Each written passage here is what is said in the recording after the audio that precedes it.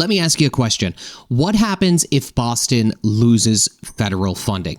I don't know if that will happen. I don't know if that can happen. There's been a lot of people that have been commenting on my videos kind of explaining how these can happen and then how they can't happen. I personally do not have the answers to those questions, but that is what is up for stake. Basically, the city of Boston and the federal government are at a literal showdown right now. And there are threats of this city losing federal funding. If that happens, that money gets put towards things like housing, public safety, schools, so on and so forth. And it would be an absolute shame if we were to lose that. So there was a video posted by Boston 25 News yesterday. I don't know if you watched it, but somebody sent me this article or this video to go over. So I'm going to share my screen and we'll just get right into it. To the immigration battle as we take a live look at the Capitol Hill. When President-elect Trump takes office, a Republican congresswoman says sanctuary cities like Boston could lose federal funding. Mayor Michelle Wu responding tonight. Boston 25 News reporter Drew Caritas, what did Mayor Wu tell you? Rachel, Boston Mayor Michelle Wu says Boston is in tune with following the laws associated with federal funding, as we're hearing more threats that sanctuary cities could be on the chopping block for not aligning with Trump's immigration vision. If these Democrat governors and mayors want to use their federal dollars and they want to use this funding to harbor illegal criminal aliens, then yeah, we're coming after their money and they don't deserve a single penny of it. Georgia Republican Congresswoman Marjorie Taylor Greene is outlining the cuts she envisions, targeting more than 100 sanctuary cities across the United States as the incoming chair of a newly created subcommittee that will focus on lowering federal spending. The city is always moving where we can to follow the laws associated with any federal funding. Boston Mayor Michelle Wu is not wavering amidst more threats from the incoming Trump administration about sanctuary cities, a status that prohibits city resources from being used for federal immigration enforcement. I did have the chance to meet with some of the White House officials who focus on federal grants to cities and talked about the grants that Boston has been awarded and what that will look like over the next couple weeks. Mayor Wu says If anybody has information on that or could send me some of that data just to take a look at, I would really like to take a look at that. Working to make sure that those federal dollars are secured before January, with President-elect Trump promising mass deportations starting on day one. Boston is among a list of 8 sanctuary cities across the Commonwealth, which could soon grow to 9 as Natick town leaders consider adopting sanctuary city policies. These are mothers and fathers and their aunts and uncles, grandmothers and grandfathers to U.S. citizens who wake up every day, they go to work and, a couple of jobs in some cases, they contribute to our economy and they don't break any laws.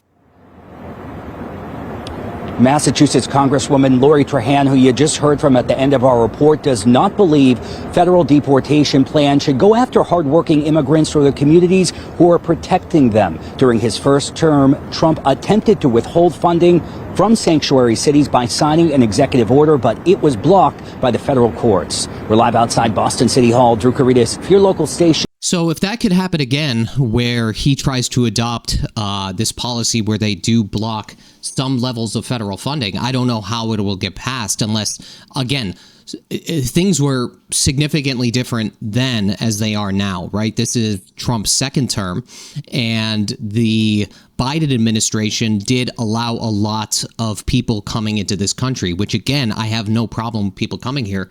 As people in my previous videos and in the comment section, nobody has a problem with that. It's just when there is just an influx of so many people and a good portion of them are not trying to do what they need to do to get legalized. I think that's what part of the problem is, and I think that's mainly why people are upset. And to be honest with you, I don't know if you saw this, but there was literally people that came here legally. They are also upset. And I think I literally spoke with one of my friends the other day, and they have the same, they feel the same way. It's a little bit frustrating for the people that had to spend. It costs quite a bit of money, actually, to get legal here, to my understanding. And the fact is people are coming over and they're getting all these benefits. So again, the residents of Massachusetts who are already struggling and the immigrants that came here legally that did not receive these benefits, that's what the problem is. And I think that's just why the general public is kind of upset. And this is really at the forefront because it's just the amount of people and the amount of money that is being spent. And I don't know if I said this before, and I apologize if I did. I think that the main issue here is that a lot of people feel like they're being slighted because they're not being helped by their state or their cities, and people that are coming here illegally are. And I think that is like the most basic premise of what is going on. And to some extent, and again, I do not have data on this, right? I don't have data on this, but I will tell you, the more money that you generally give or award to people, the less likely, in my opinion, again, this is just my opinion, so do not crush me in the comments, but if they're already receiving a decent amount of money, I don't know what is being done on the back end to put them into society to work X, Y, and Z, because what reason would there be to do that? Now, again, I don't know what the limitations are on the money that they're being given in terms of is it going to cut off as a certain point of time or something like that. That I can't comment on. That I do not know. But what I do know, being in the industry that I work, meeting a lot of people, nothing will incentivize people to work if they are getting money on the front end, right? So again, one of my biggest issues, and again, I have absolutely, I would say 75% of my friends came here and they are legal, right? They came here legally. They did what they needed to do. And the fact is, I think that the main issue here is the city is losing money, right? We are starting to tax commercial properties to make up for some levels of a deficit, right? That commercial properties are already struggling, right? They're selling for substantially less than what they were selling for a few years ago. This is affecting businesses. And we're like, the thing is with this budget, like, are we spending money in areas that we shouldn't be, or should we cut back on certain areas?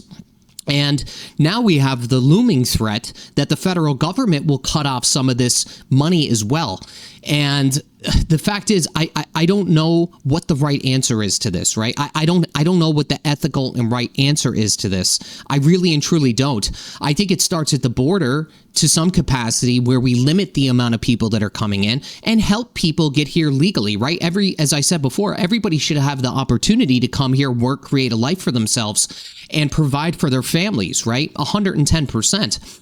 But I think there needs to be more work done on the back end to help them get to some level of citizenship within reason, right? Like perhaps maybe the red tape to be a U.S. citizen is very difficult. Maybe that's what part of the issue is, and maybe it's too costly to do that. And that's why a lot of people come here and they never seek, full citizenship. I don't know. I don't have the answers to those questions, but I do know that if you do have a lot of people coming into this country, and again, there's a portion of this where they said, a lot of people, and I'm not saying that this is the case, but if you look at the comments section, there is a lot of things happening behind closed doors that is not necessarily being reported on, and I feel like is being, pushed under the rug to some capacity, unless every single human being that is in my comments is creating some sort of fallacy and lie, right? Like that's what it boils down to.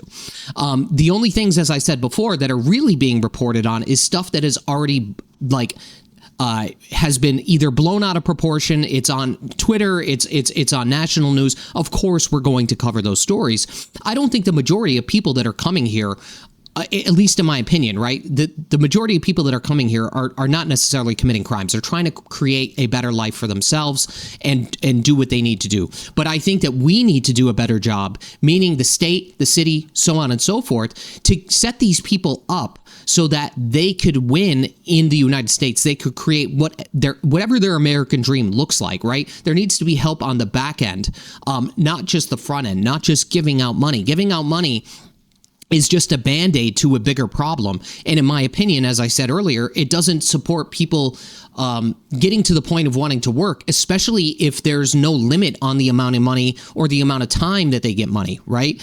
And I think that's part of the issue here. So let me know what you guys think in the comments about this stuff. Hopefully we could come to some reasoning here, some levels of logic, and we could come to a point where, you know, this makes sense for everybody, both the citizens here and the people that need help, and also the people that are coming here and want to come here legally. Period. End of story. All right, guys. See you on the next one. Bye-bye.